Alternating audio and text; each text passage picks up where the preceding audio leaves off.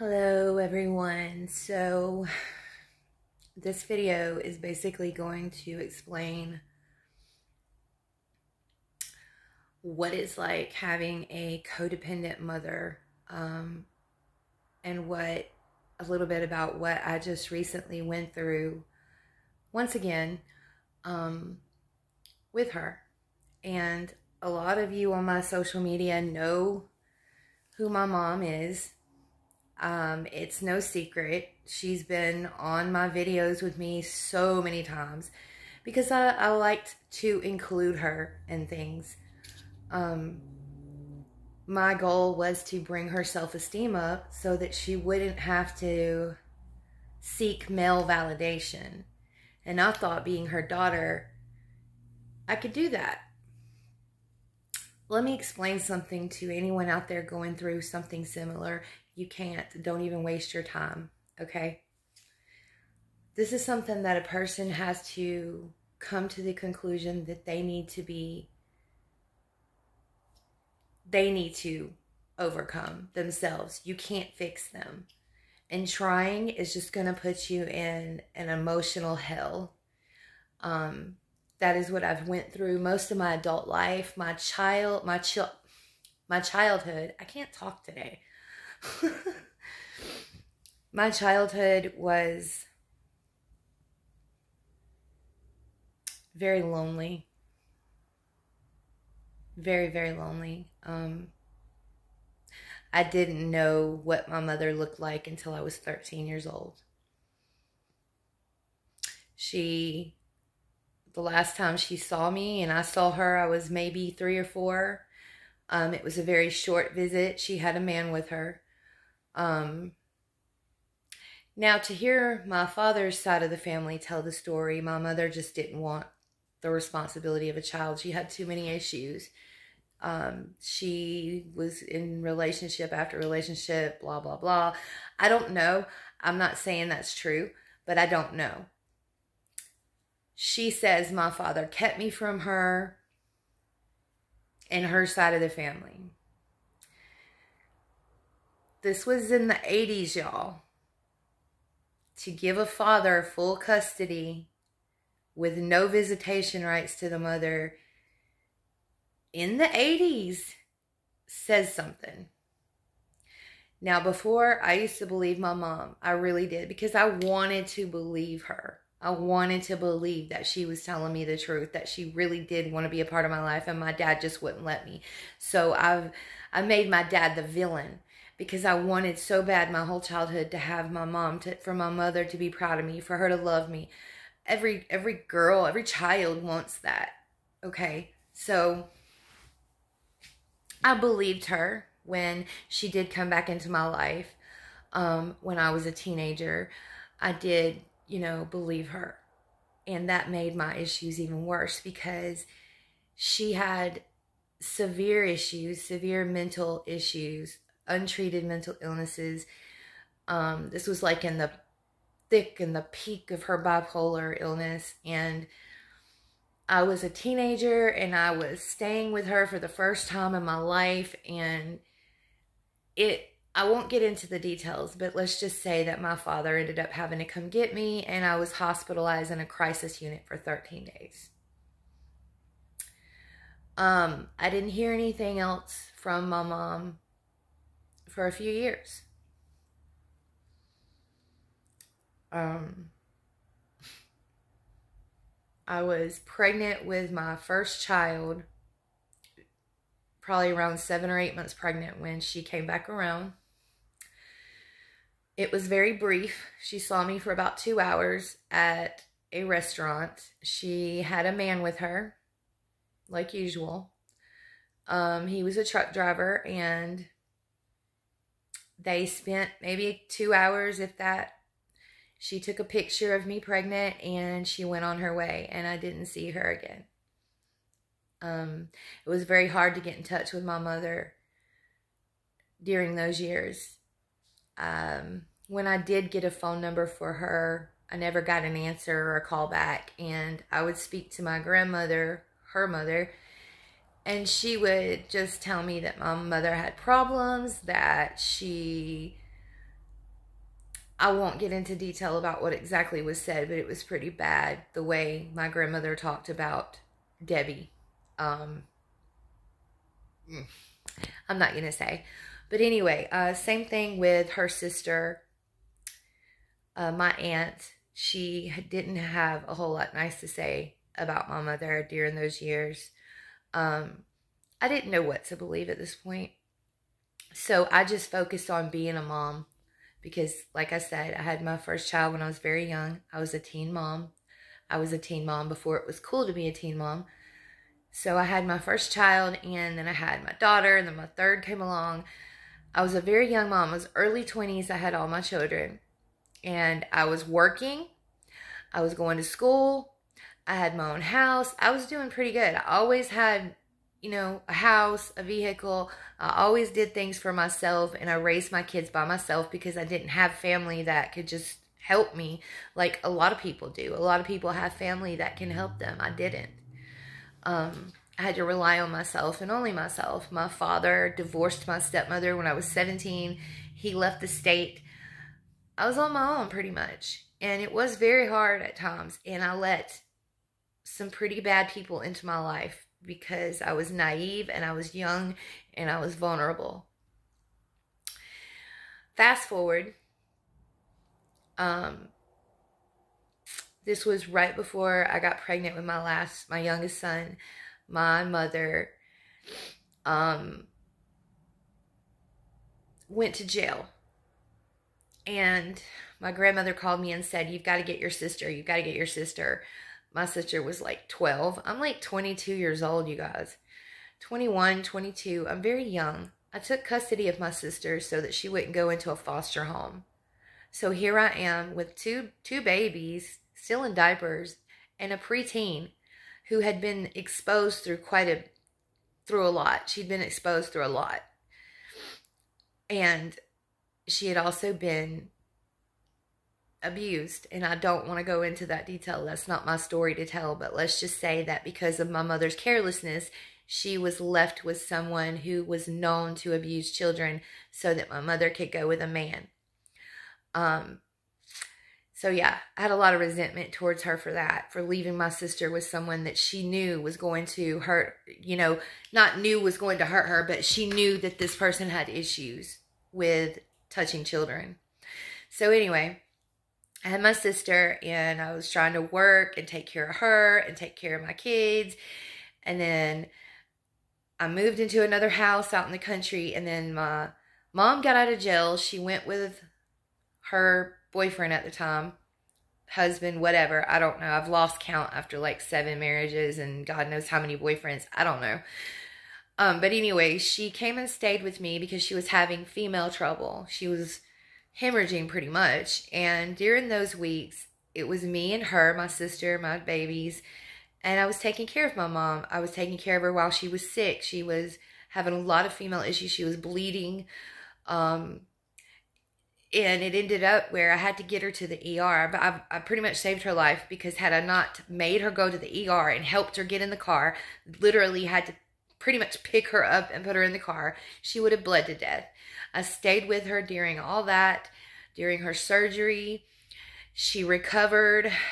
Life went on. She got better. She took my sister. She got on the truck and left. I had just found out I was pregnant. So, okay, bye. You know, a few years went by. I didn't hear from her again. And I think before that, she had lived with me in another place. Okay, fast forward a few more years, she's with a new guy. And she sends my sister to live with me again. My sister's 16, 17. So I get my sister back again. And then I ended up getting mom back again because I guess she was homeless, got thrown out of where she was staying. I don't know. But she was with an alcoholic. He was very abusive. He was very rude and hateful to me and my sister. He was very mean to my mom. They were living in my house. I witnessed so much abuse. It was ridiculous. So I basically told my mom, I can't take this anymore. He's got to go.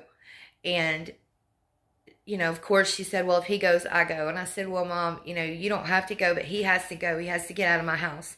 He's gotten up in my face. He's tried to fight me. He's crawled in the bed with me while he was drinking. I don't want him near me. He's got to go. And of course, she threw a really big fit. I remember her pushing the bathroom door into my face, and I remember us getting into a big old argument about it. And then when she left, because I ended up having to have him evicted out of my house, when they left, she called me a cunt and screamed profanity at me. So then there was that time. So after that, I didn't see her for quite some time. I didn't talk to her for quite some time. And then when I talked to her again, to make a long story short, this is already a over 10-minute video. I have basically been the parent to my mother my entire life. Okay. Basically. I'm not going to get into the things that her boyfriends did to me when I was a teenager and how she sided with the boyfriend over me. 14 years old, 23-year-old guy she just met in a bar, brought him home. He turned out to be a pervert. I tried to tell her, and of course, he would never do that. Okay, well, my grandma believed me, and that's all that matters. But we're not going to get into all that. We're not going to get into the whole neglecting your children for men and your own selfish needs. Okay, that'll be for a different video. This video is to let you guys basically know that I have been through this with this woman my entire life. This past time, she contacted me. I had just got out of an abusive relationship. I was like 6-7 months out of it. I had got back on my feet. I had a roommate, had a nice apartment. I was doing pretty good for myself. I was getting better. I was still healing from what I had been through. And then she calls me, and, you know, mind you now, this is after being in Utah on the other side of the country for almost a decade or more with some dude, the same dude that I had evicted out of my house. Very abusive, very toxic, and finally she left him for good. But she was in Florida with the guy she was with before him, living in a garage. And she told me that she had to get out of there. She didn't like it there. She didn't have any privacy. He would make her go out and do things, and her back was hurting, and he didn't care. And just, they drank every night, and just, she told me a bunch of crazy stuff that she just didn't like being there, basically. And also said that if I didn't come get her, she was going to put a shotgun in her mouth and pull the trigger. So I got a way to get down there and get her, brought her back up here. And from that point on, I tried to build my mom up, build her self-esteem up. She came with 2 bags. She had 2 bags.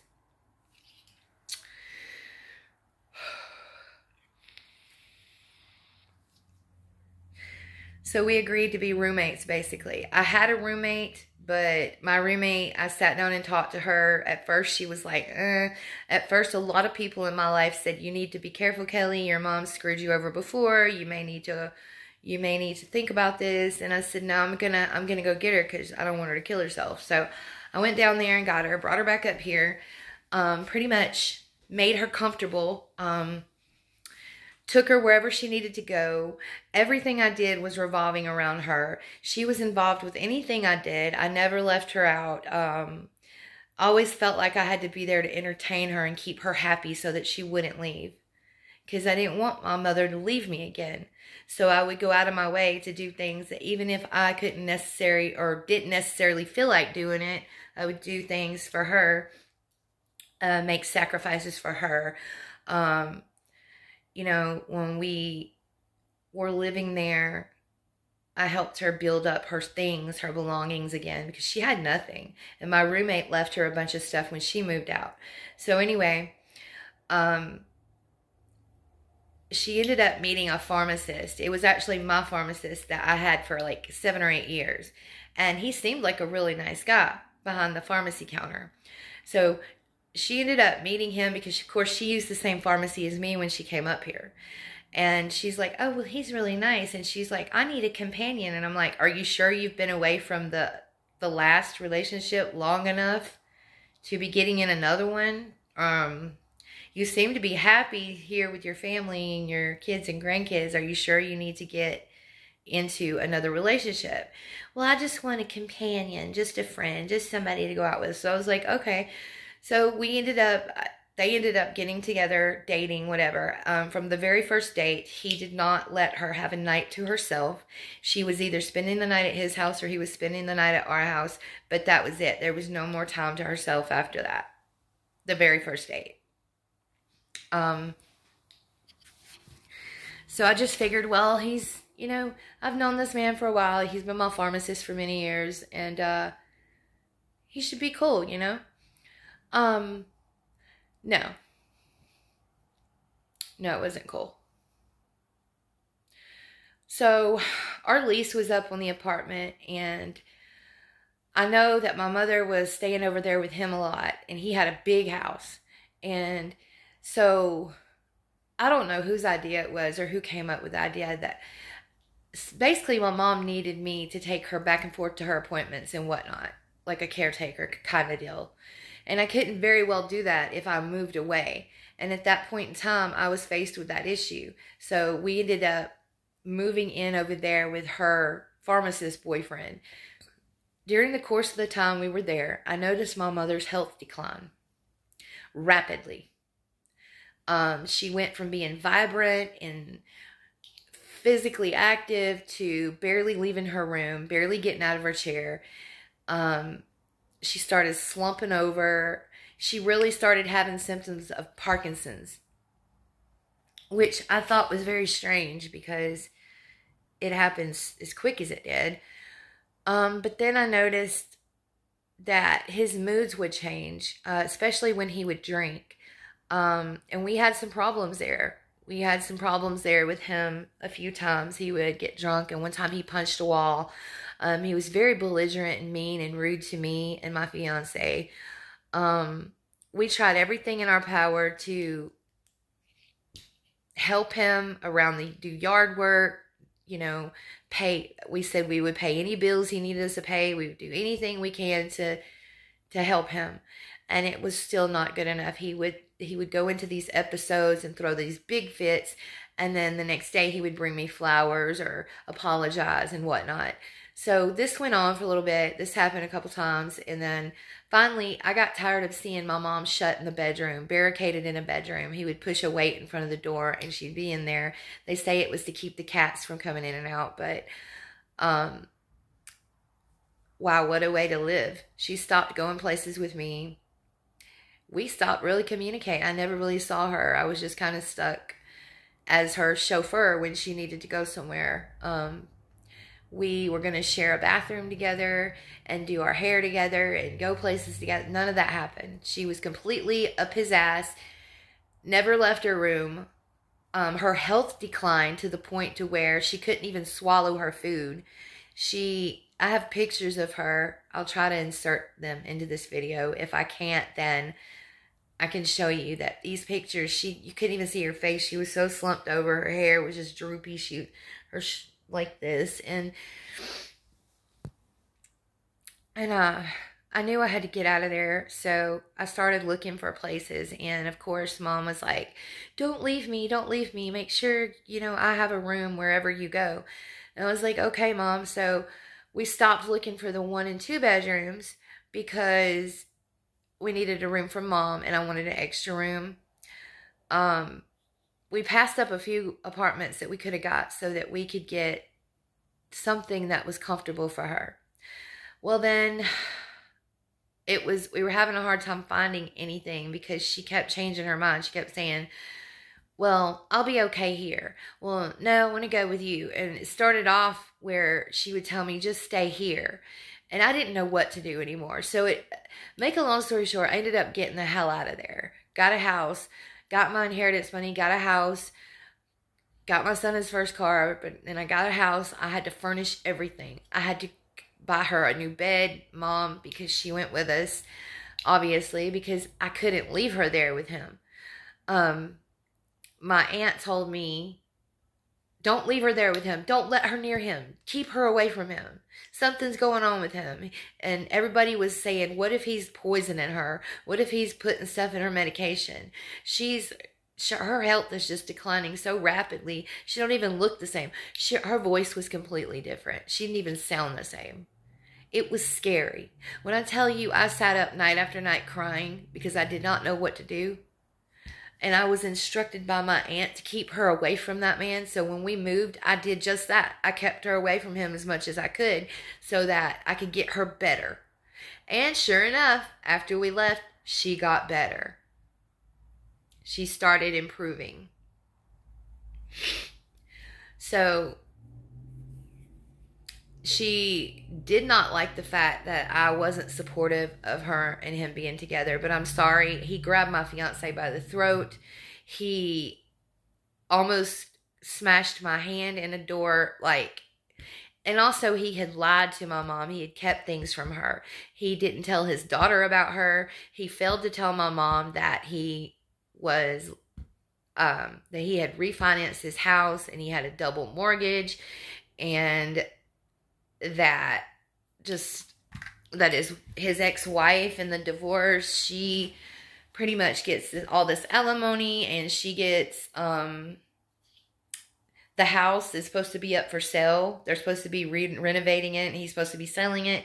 Okay, whatever. All that stuff doesn't matter, but what matters is he did not tell my mother, and he had already put an engagement ring on her finger and didn't even tell his daughter. I felt like something was strange. He told a friend of mine that his ex-girlfriend killed herself in front of him.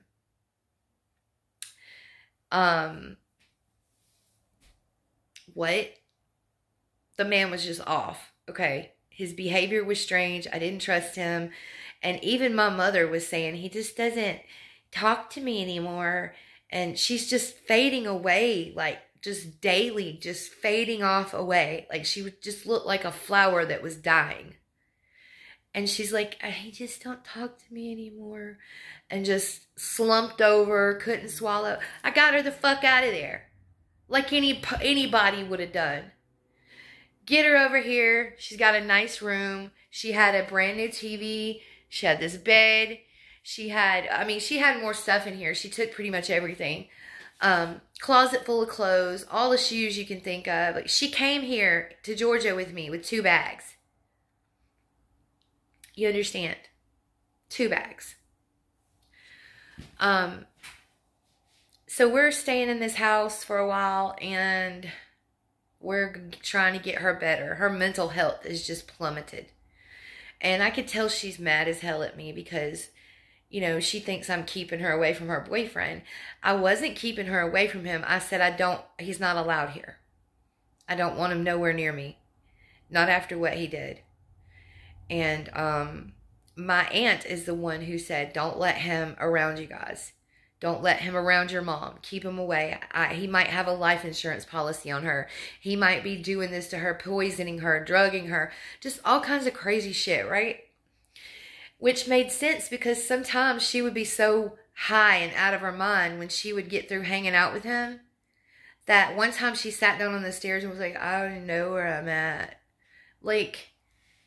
What the fuck? Who acts like that? Okay. And then dude, he'd have a fucking episode and go off on everybody. And then the next day he would mope around and hide in his room and didn't want to face what he had done. And he'd keep mom in there with him for 2 days and we wouldn't see her. It was just weird behavior that I got her away from. I got her away from that. And I tried to get her to see her worth and to love herself and to know that she deserves better than that. So we're building up to the holidays. And all of a sudden my aunt starts calling a bunch, asking about mom. And I'm like, she's fine. And I guess those two were talking. I don't know. All I know is that when my aunt got here, my mother did not want her coming here. She was very specific when she said, I don't want Lori here. Lori needs to mind her own business. She was comfortable here. My mom was making TikToks with me. We were dancing, joking, laughing, going places. She was going to her appointments. I would take her to the store if she needed to go. I told her, if you want to get your hair and nails done, make you an appointment, I'll take you. She All my friends, everybody that knows us saw that she was perfectly happy and fine. When my aunt got here, everything changed. Basically, my aunt started handing her her cane. Here, Debbie, you need to hold this so you don't fall. No, Debbie, you're too old to be doing that. You can't be doing that now. Just, like, what are you doing? She's doing fine. She was walking without the cane. What are you doing? And all of a sudden, Lori just comes in and just takes over everything and just, fuck you, Kelly. I'm here now. I can do it all. You know, just like, okay, well, whatever.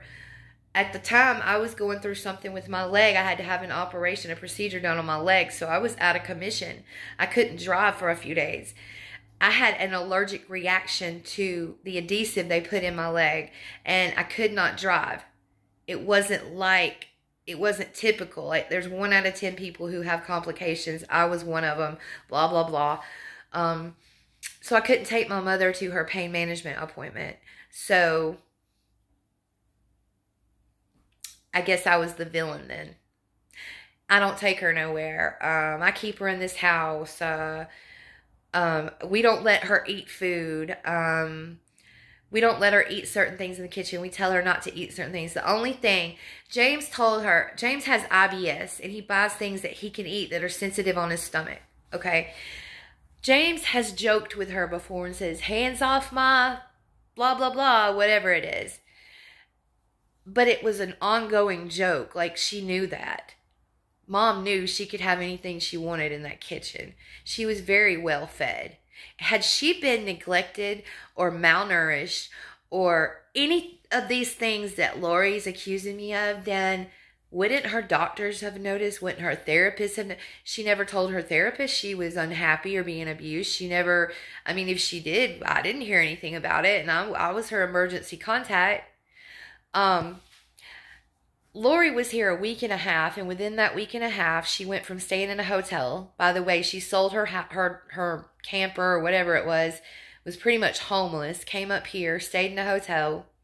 Took her weeks to get up here because she blew all her money on the way up. Stayed in a hotel.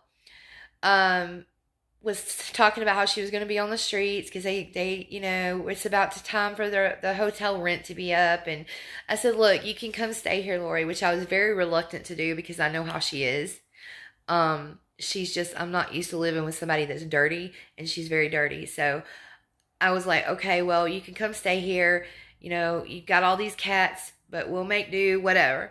My mother was not happy about it at all. At all. She was miserable. But after Lori got here and started working that snake magic on everybody, Mom slowly became her little baby, her little old Debbie. Here's your cane. Slump over and be sick. Okay? It's called Munchausen syndrome by proxy. I've already researched it. She came in my bedroom one night and told me and my fiance that she was going to have Mom cancel her life insurance. And I'm like, why? Well, because Mickey might have a policy and I just don't want to take any chances. I said, Mickey don't have a policy. I'm on her policy. My mother had put me on her life insurance along with my sister. That was a very important thing for her. I never asked her to do it. She did it herself. Lori did not like that. She wanted it canceled. I guess she wanted Mom to make a new one with her on it. I don't know. So basically she just came in and took over.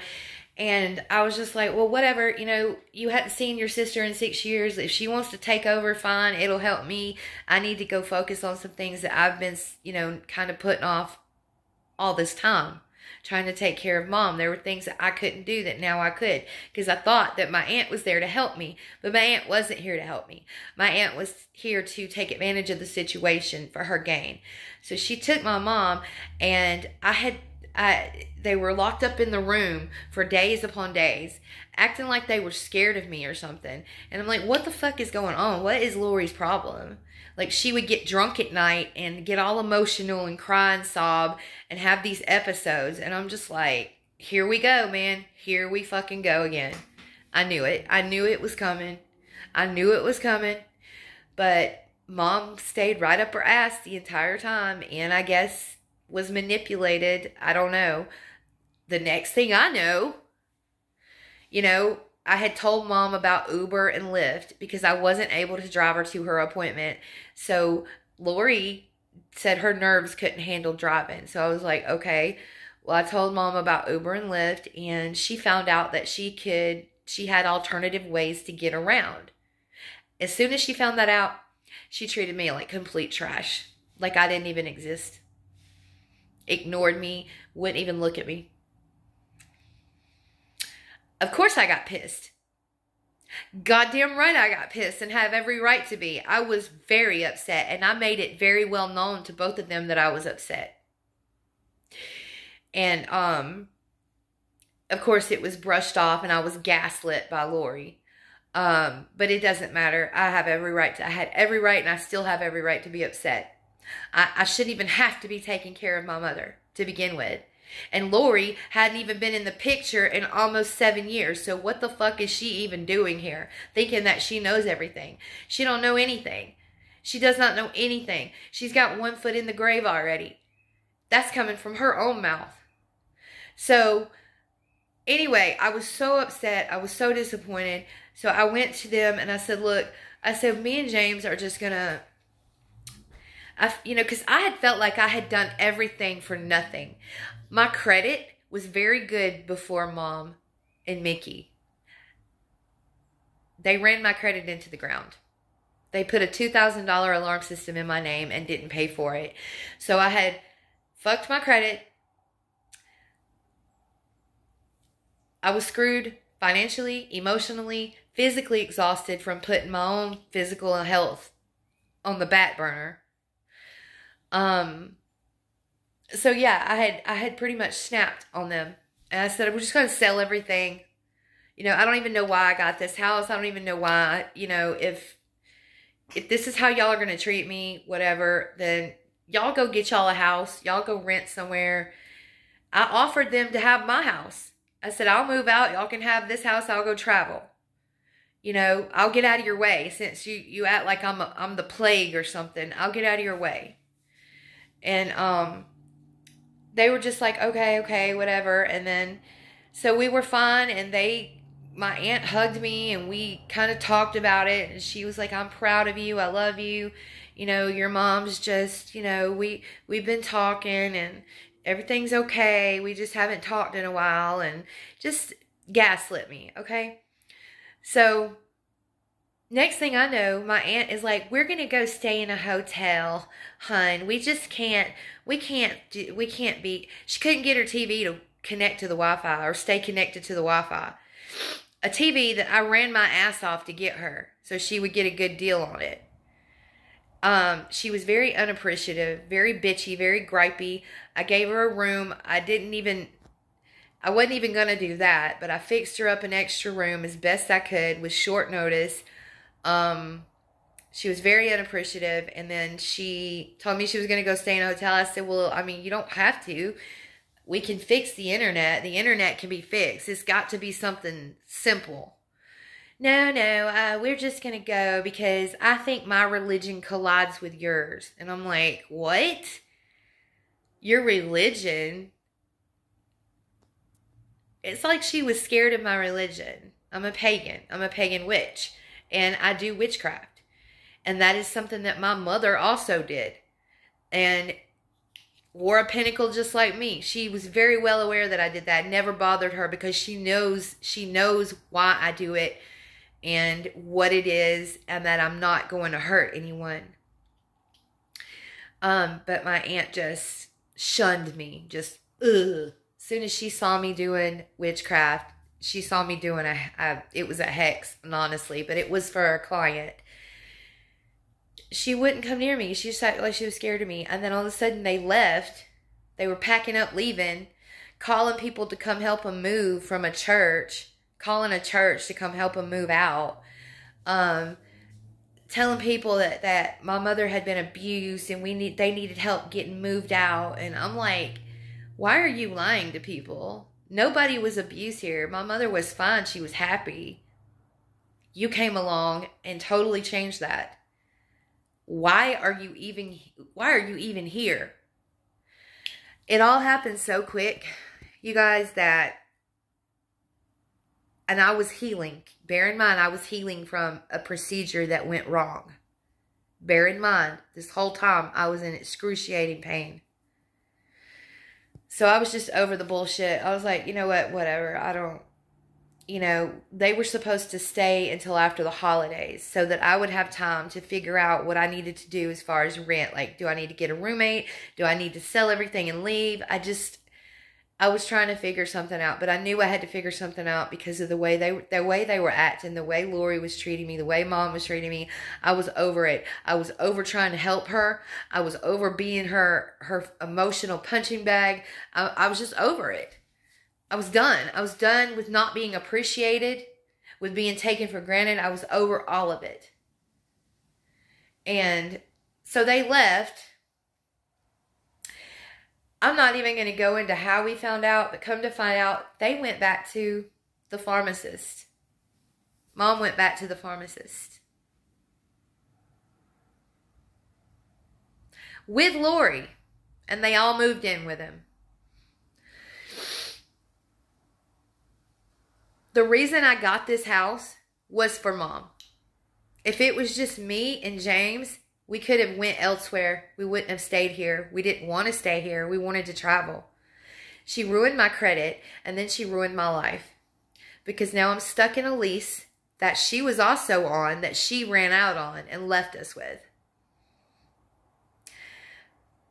Left this picture in the room, took everything else, all the stuff that I helped her build up through the couple years that she was here. She took everything. I told her she had to leave the furniture. If she was going to just up and leave me like that I was going to have to sell everything to get enough money. I was trying to get my money back for everything so that I could go travel or do the things that I wanted to do. But anyway, make a long story short, she basically just told me, just fuck you, bye. I said, don't call me ever again. If you walk out on me, don't call me ever again. She said, I won't. She said, okay. My son told her, Grams, if you're going to be going back to him, I can't have your grandsons around you, your great-grandsons around you. These are babies, okay? Toddlers that she has been around since they were newborns. She said, I'm fine with that. What? Then my aunt gets on the internet slandering the shit out of us for absolutely no reason, saying a bunch of stupid bullshit that wasn't true. None of it's true. My mom was fine. She was happy. My aunt has mental problems. So now they can all sit over there in the little suburb area and have mental problems together. This pharmacist, his daughter cannot stand Mom. She doesn't like our family. She thinks, that Mom's after him for his money, which she is. She's already said that. I could go into a lot of details about what I saw and what I witnessed and what I know. But the fact that my aunt literally tried to leave something illegal in my house to try to get me in trouble, spread rumors about me, slandered me, for no reason. Just for no reason, just because she doesn't agree with my lifestyle. After everything that I've been through with Mom in the last 2 years, after trying so hard to develop a relationship with her, it's always been a man. It will always be a man. She will always put men before her kids, no matter what. No matter how old we are, no matter what we do to help her, she uses us as stepping ladders to get to where she needs to be, to get into another relationship and get where she needs to be. Then if he fucks her up and leaves her high and dry, she'll be calling us again. I'm not answering. Debbie, if you see this, I'm done with you. I don't need you to validate me. I validate me. I'm a good mother to my kids. I broke generational curses, and I don't need you to validate me. So you have a good life, okay? And if everything goes to shit, I want you to know that you are not to call me. You are no longer welcome in my house. You are no longer welcome around me in my presence or anybody that is affiliated with me. You forfeited that. So I really hope this works out for you. Hope you're enjoying all this time you have with your sister, because she's the one that has constantly wrecked your life. And you don't have enough backbone to stand up to her. You don't have enough backbone to stand up to anyone. I am so glad I took after my father. I'm so glad I got his personality and his smarts and his strength, because you got issues. And as for everybody else, thank you for listening to this. That's what happened. I hope that I explained it well enough. I know this is a very long video, but if you gave a shit and you watched it till the end, thank you. I'm pretty much trying to figure out how I'm going to fix my life now because of her. So, yeah.